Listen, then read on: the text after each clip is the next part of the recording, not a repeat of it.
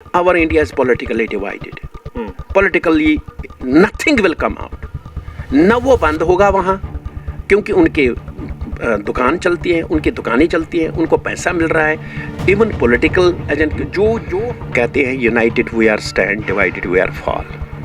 Actually हमारी community में सब पढ़े लिखे लोग हैं, न कोई गुरु है न कोई शिष्य है. जब तक एक गुरु और शिष्य का विमर्श हम में नहीं आएगा, विचार नहीं आएगा, हम किसी को गुरु नहीं मानेंगे. हमने उस गुरु के साथ चलना है. आपको लगता है कैसा हो पाएगा? नहीं होगा, मुझे लग रहा है, मुझे पता है, क्योंकि I was very much amazed. A few days back मैंने एक्सेलसियर में पढ़ा कि हमारी कम्युनिटी की एक पार्टी है जो कि फारूक साहब के साथ है. वो कहते हैं कि ही इज राइट, वो अच्छा कह रहा है, 370 को वापस करो. What the hell they are speaking? ये क्या हम लोग बोल रहे हैं? वहाँ का जो कॉमन इंसान है, जो कॉमन पीपल है, वो भी बटे हुए हैं. उनको भी आपको क्या बताऊं मैं कितना इन सालों में मैंने कितना देखा वहाँ. वो सुख शांति में है, वो भी सुख शांति में नहीं है. उनको खत्म हो गया, उनका कल्चर खत्म हो गया. उनके घरों में हम जाते थे, हमारा मेहमान खाना होता था और मेहमान खान में कोई लेडी नहीं आती थी. आजकल इतने एपिसोड्स है वहाँ कहने के बाद, वो भी हमारे बगैर खत्म हो गए. उनको हमारा एक किस्म का पर्दा था और हम लोगों को उनका पर्दा था. ये पर्दा उठ गया है. Both the communities are rotten. नमस्कार, द राइटर्स में आप सभी का स्वागत है. आइए एक नए एपिसोड में आपकी मुलाकात कराते हैं प्रोफेसर हरिकिशन किचलू जी से.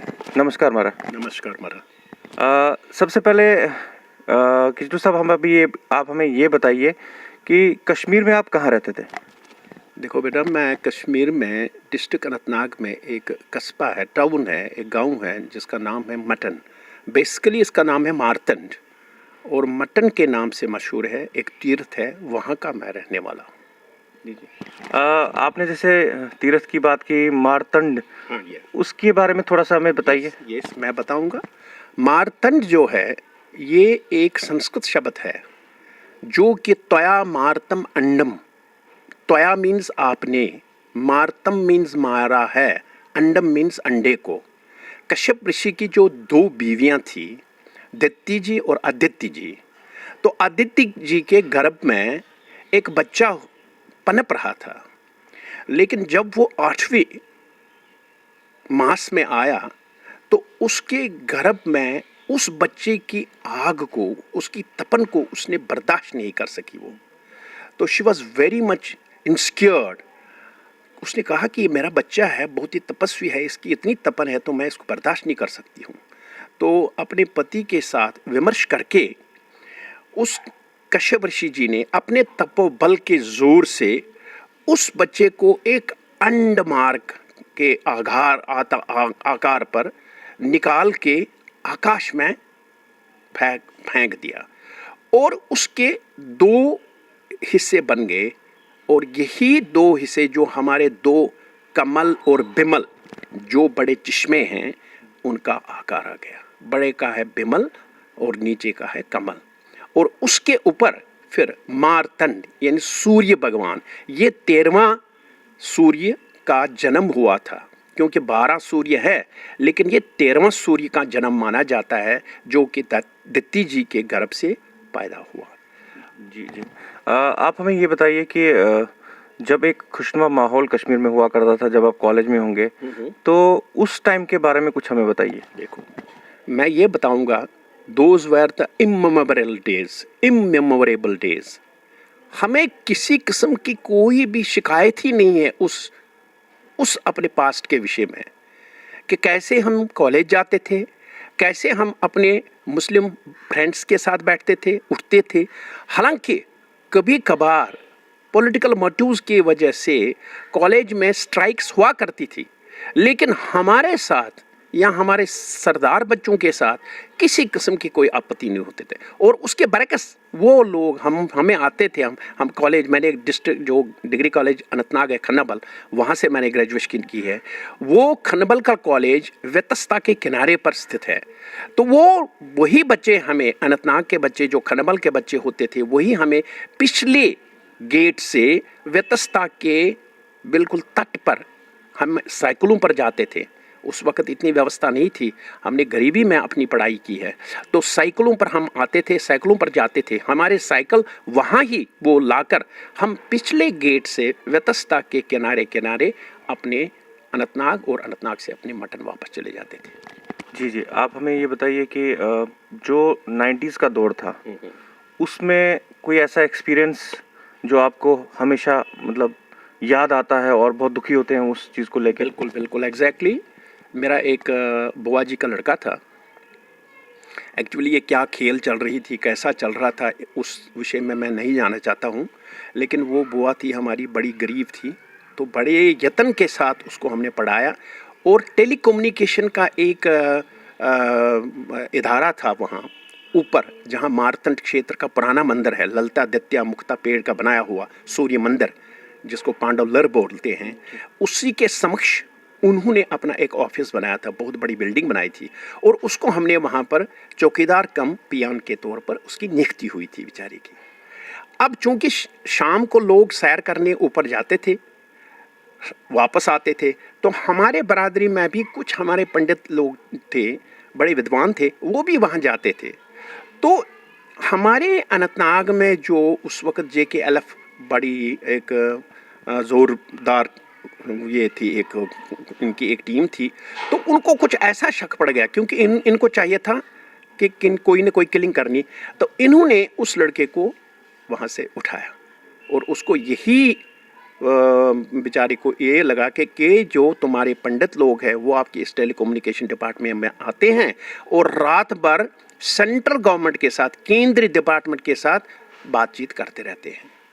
उसने कहा यार मेरे पास तो वो इक्विपमेंट नहीं है, मैं तो पियान हूँ, चौकीदार हूँ, मेरे पास अंदर की कोई चाबी नहीं रहती है, मैं तो बाहर सोता हूँ, मेरे पास खाना होता है, ये तो लोग आते हैं, ये तो मारतंड क्षेत्र जो जिसको पांडवलर बोलते हैं वहाँ जाते हैं, वहाँ मुझे तो इसके साथ, लेकिन उन्होंने नहीं माना and he was shot dead और उसकी डेड बॉडी को अछबल में फेंक दिया गया। And that was a stunning, एक ऐसी सिचुएशन, इंसिडेंट हमारी बरादरी में, जो मटन का एक गांव है, उसका इतना स्टंट लग गया कि एवरीबडी फेल्ट इनस्क्योर्ड।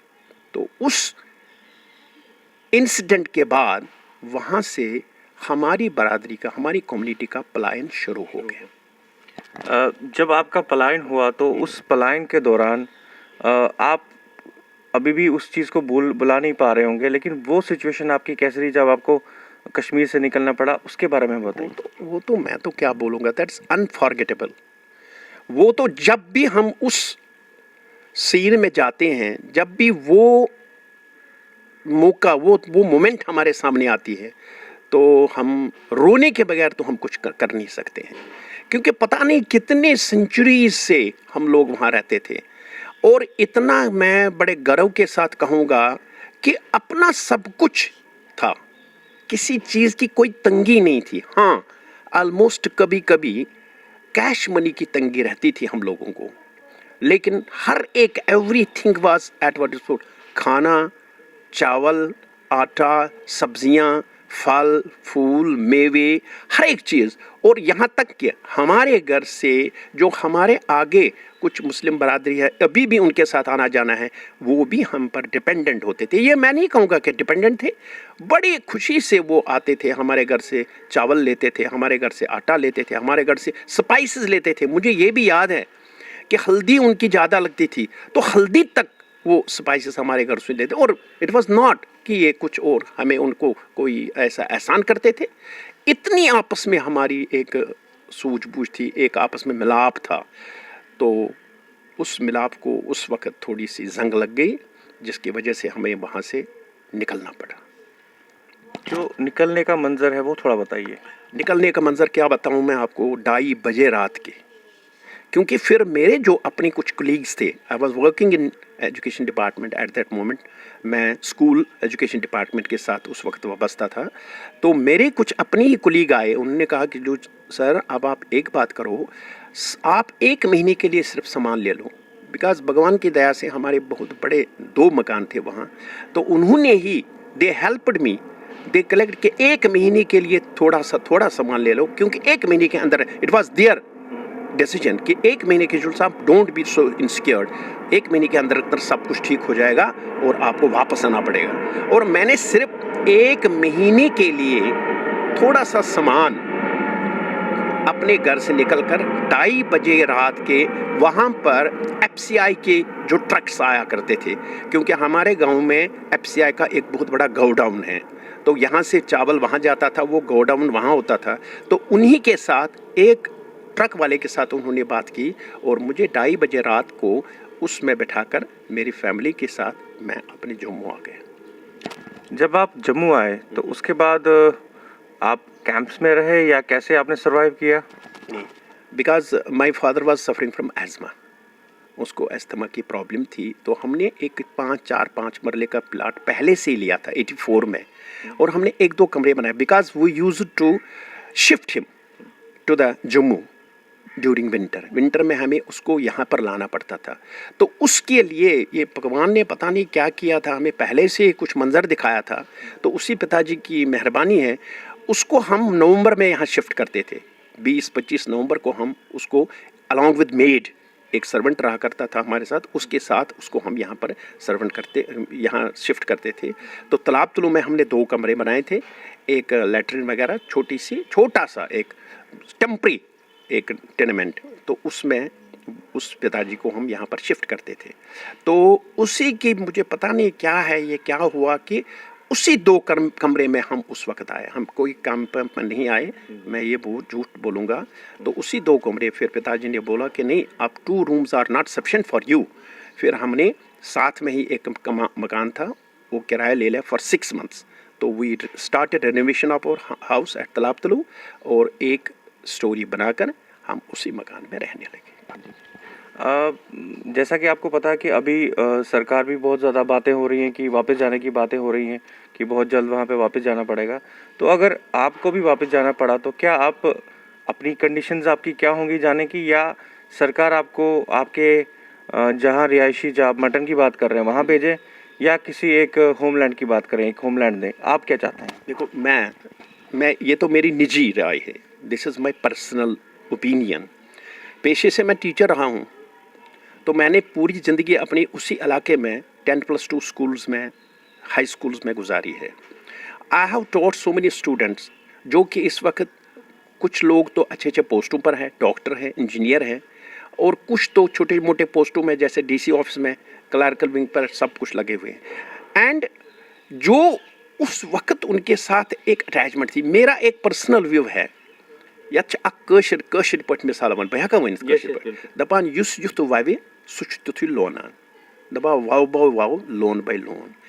तिम स्टूडेंट, वही स्टूडेंट लोग ड्यूरिंग दिस, ये 30 साल का जो वक्फा है, मैं जाता हूँ 2-2 महीने रहता हूँ, 3-3 महीने रहता हूँ, उन्हीं के घरों में रहता हूँ, मुझे पूरा सेपरेट मिलता है हर एक चीज़ मेरे साथ। यानी मैं तो कब की बात, ये तो 2003 में लद्दाख में था मैं, 4 से मैं रेगुलरली अपने मातृभूमि जाता हूँ, 2 महीने accepting this year because of Covid. और इसमें हमने पिछले साल वहाँ पर एक अपना मकान बनाया अपने बलबूते पर, किसी गवर्नमेंट को कोई खर्चा नहीं दिया, ना हम गवर्नमेंट के पास गए, ना हमने अपना सरेंडर किया ration card. We constructed a house दिया, double storey house at our own cost, और उन्हीं लोगों ने A to Z जो हेल्प थी वो किया उसमें। और इस बार हम अपना एक दूसरा मकान बनाने की इच्छा रखते थे, लेकिन because of this pandemic we were not able to go there. माँ के मुझे ये लगता है कि गवर्नमेंट क्या करे क्या ना करे, अगर हमारा अपना इनिशिएटिव होगा, और इस इनिशिएटिव को अगर हम अपने कॉमन एजेंडे में एक बनाएंगे कि कुछ, तो उसमें से कुछ न कुछ निकल आएगा। Because our India is politically divided, politically nothing will come out. न वो बंद होगा वहाँ, क्योंकि उनके दुकान चलती है, उनकी दुकानें चलती हैं, उनको पैसा मिल रहा है। इवन पॉलिटिकल एजेंट जो हमारे, मैंने वहाँ क्या सुना, आप हैरान हो जाओगे, जो सिक्योरिटी फोर्सेस के बड़े बड़े ऑफिसर्स हैं, वो अपने बड़े बड़े ऑफिसरों को करप्ट करके अपनी पोस्टिंग श्रीनगर में करवाते हैं। श्रीनगर के 10 डिस्ट्रिक्टों में अपनी पोस्टिंग करवाते हैं। They are ruling there. हाँ, काजू सर, मैं एक इम्पॉर्टेंट बात आपसे करना चाहूँगा। जब आपने इसके बारे में बात छेड़ दी है, तो आपको इस चीज़ के बारे में आप क्या बोलेंगे कि जो कश्मीरी पंडितों की जो आए दिन नई-नई पार्टीज़ क्रिएट हो रही हैं, नए-नए ग्रुप्स हैं। अभी आज ही मैं पढ़ रहा था कि एक ग्रुप मोदी जी के साथ मिलने गया, उसके अगले दिन कोई और जा रहा है, कोई और जा रहा है। सब ग्रुप्स के अलग-अलग एजेंडा है। इसके बारे में इसके बारे में आप बताइए। मैं बताऊंगा। As a teacher I will tell you. कहते हैं united we are stand, divided we are fall. Actually हमारी कम्युनिटी में सब पढ़े लिखे लोग हैं, न कोई गुरु है न कोई शिष्य है। जब तक एक गुरु और शिष्य का विमर्श हम में नहीं आएगा, विचार नहीं आएगा, हम किसी को गुरु नहीं मानेंगे। हमने उस गुरु के साथ चलना है, एक ही टेंट के नीचे, एक ही खीमे के नीचे अपने सब पॉलिटिकल आइडेंटिटी को, अपने अगराजात को, अपने सब चीज़ों को छोड़कर एक कॉमन मोटिव पर जब हम आ जाएंगे, कॉमन बेंच पर आ जाएंगे, तभी ये मसला हल हो जाएगा। आपको लगता है कि ऐसा हो पाएगा? नहीं होगा, मुझे लग रहा है, मुझे पता है, क्योंकि I was very much amazed. A few days back मैंने एक्सेलशियर में पढ़ा कि हमारी कम्युनिटी की एक पार्टी है जो कि फारूक साहब के साथ है। वो कहते हैं कि ही इज राइट, वो अच्छा कह रहा है, 370 को वापस करो। What the hell they are speaking? ये क्या हम लोग बोल रहे हैं? तो मैंने तो उसी दिन एडिटर को फिर फोन पे बात की। मैंने कहा ऐसे, उसने कहा नहीं, डेमोक्रेटिक में वो आए, उन्होंने किया, मैंने निकालना है। तो उसका जो एक, उसको मैंने 10 बार फोन किया, लेकिन वो फोन नहीं उठा रहा है मेरा। तो ये स्थिति है। इस स्थिति में आप क्या करोगे? जो कि हमारे रूट्स को, जिसने हमारे रूट्स को काट दिया। आपको पता नहीं होगा कि एक फाइल गवर्नर साहब ने उस वक्त बनाई थी, क्योंकि टीचर होने के नाते मैं पॉलिटिकल थोड़ा अवेयर था, मैं श्रीनगर के साथ ज़्यादा मेरी वाबस्तगी थी। तो वो गवर्नर साहब ने एक फ़ाइल बनाई थी कि यहाँ पर डंप हो रहा है, यहाँ पर असला आ रहा है, यहाँ पर ये हो रहा है। तो राजीव गांधी ने क्या किया, उसने कहा बैकवर्ड, दिस नॉट पॉसिबल। उसने वो फाइल ही नीचे दबा दी, और उसके कुछ दिनों के बाद फारूक और राजीव अकॉर्ड बन गया। गिरती सफारी गाड़ी में ये स्नूइंग हो रही थी कश्मीर में, और उसने राइड किया और वीपी सिंह को साथ लेकर गवर्नर को ही हटा दिया। What the hell they are speaking? Congress ने तो हमारी बर्बादी की, नेशनल कॉन्फ्रेंस ने हमको खत्म किया। ये एक सोची हुई चाल है। हम किसी से डरते नहीं है। मैंने अपने मटन में भी पिछले साल जन्माष्टमी का जुलूस था, वहां पर भी मैंने ये बोला। मैंने कहा what the hell they are speaking? ये तो खुश हो गए, ये हमारे रूट्स को काटना चाहते हैं। अब गो भगवान की मर्जी क्या होगी, क्योंकि आप पूरे वर्ल्ड में देखो, कोई भी किसी के रूट्स को काटना चाहता है, लेकिन वो काट नहीं सकता है। ज्यूज देखो, they are ruling the world. तो हम भी ज्यूज ही इस वक्त हैं। और ये सोच करके हम अपने ही भारत में, अपने ही जम्मू में माइग्रेंट कहलाते हैं। ये तो अफसोस की बात है। क्या हम पढ़े लिखे हैं? What the hell this is? Are we migrants? Migrant हो गया किसी दूसरे फॉरेन लैंड से आ जाए, उसको आप सहारा दे दें, वो माइग्रेंट कहलाता है। हम कश्मीर से निकलकर जम्मू में आ गए और we are being treated as migrants. हमें ऊपर थापा गया, हमें स्टैंप लगाई गई है। तो ऐसी सिचुएशन में क्या कर सकते हैं? या तो हमें अपना एक ज्ञान आना चाहिए, आत्मज्ञान जिसको बोलते हैं। अगर वो आत्मज्ञान आ गया, हम एक ही अम्ब्रेला के नीचे आएंगे, अपने सारे जितनी भी हमारे कुछ अपने जो सियासी अगराजात होते हैं उनको छोड़ेंगे, तो अपनी एक फ्यूचरिस्टिक फ्यूचर को देखकर हम तभी इस चीज़ को बाकी वहाँ का जो कॉमन इंसान है, जो कॉमन पीपल है, वो भी बटे हुए हैं। उनको भी अब आपको क्या बताऊँ मैं कितना इन सालों में मैंने कितना देखा वहाँ। वो क्या वो सुख शांति में है? वो भी सुख शांति में नहीं है। उनको ख़त्म हो गया, उनका कल्चर ख़त्म हो गया। उनके घरों में हम जाते थे, हमारा मेहमान खाना होता था, और मेहमान खान में कोई लेडी नहीं आती थी। आजकल इतने एपिसोड्स है वहाँ, कहने के बाद वो भी हमारे बगैर ख़त्म हो गए। उनको हमारा एक किस्म का पर्दा था और हम लोगों को उनका पर्दा था। ये पर्दा उठ गया है। Both the communities are rotten. देख सकते हैं आप, प्रोफेसर काचरू जी से हमने बात की और इन्होंने भी इस बात से सहमति जताई कि जब तक हम लोग एक ना होंगे, हम सब कम्युनिटी में एक ही छत के नीचे एक ही आवाज़ में बात नहीं करेंगे, तब तक हम लोगों का मसला हल नहीं होने वाला है। जी। हमारा यहाँ पर संजीवनी शारदा केंद्र है। तो उस दिन वो भूषण लाल जी कोल, उसको मैं बाय एज ए स्टूडेंट मैं यूनिवर्सिटी में था जब वो वहाँ पर अध्यक्ष थे हिंदी में डिपार्टमेंट, क्योंकि वहाँ पर हिंदी के और एक डिपार्टमेंट में काम करते थे डॉक्टर टी.एन. गंजू, जो कि स्वर्गवास हो गए। वो तो मेरे पिता समान ही थे। मैं उन्हीं के घर में रहता था, सत्तू बरवर्षा में जाता था मैं उनके घर में। आई एम हिज, मैं उसी के चिन्हों पर चलता हूँ। तो मोस्टली हफ्ते में 4 दिन 5 दिन मैं गंजू साहब के घर में व्यतीत करता। तो उन दिनों उसके साथ थोड़ी हिलोशुप थी। तो संजीवनी में भी मैंने एक बार इनको बोला, तब से मैं नहीं गया फिर वहाँ। मैंने कहा यार, caste, higher level, lower level, अमीरी, गरीबी, कैंप, महल खाने, मकान अपने, सब कुछ छोड़ दो। कास्ट बस एक नाम रखो, कश्मीरी पंडित। वो क्या है? वो ब्राह्मण है, वो वाजा है, वो दर है, वो रैना है, वो क्या है? उसको छोड़ो, एक आइडेंटिटी रखो, दैट इज कश्मीरी पंडित। और इसी को एक अम्ब्रेला में लाओ। हमारी कम्युनिटी में हमारी लड़कियों ने यहाँ पर शादियाँ की, किन क्या, वो तो हमारे सामने है, उसमें हम खुश हैं। लेकिन हमारे अपने जो कम्युनिटी में एक डिवाइड है, उस डिवाइड को हम दूर नहीं कर सकेंगे जब तक हम एक ही छत के नीचे, मैं ये बार बार बोलूँगा। वो उस दिन वहाँ पर इतना हल्ला हुआ, मैंने कहा until and unless we are divided we won't be able to have something।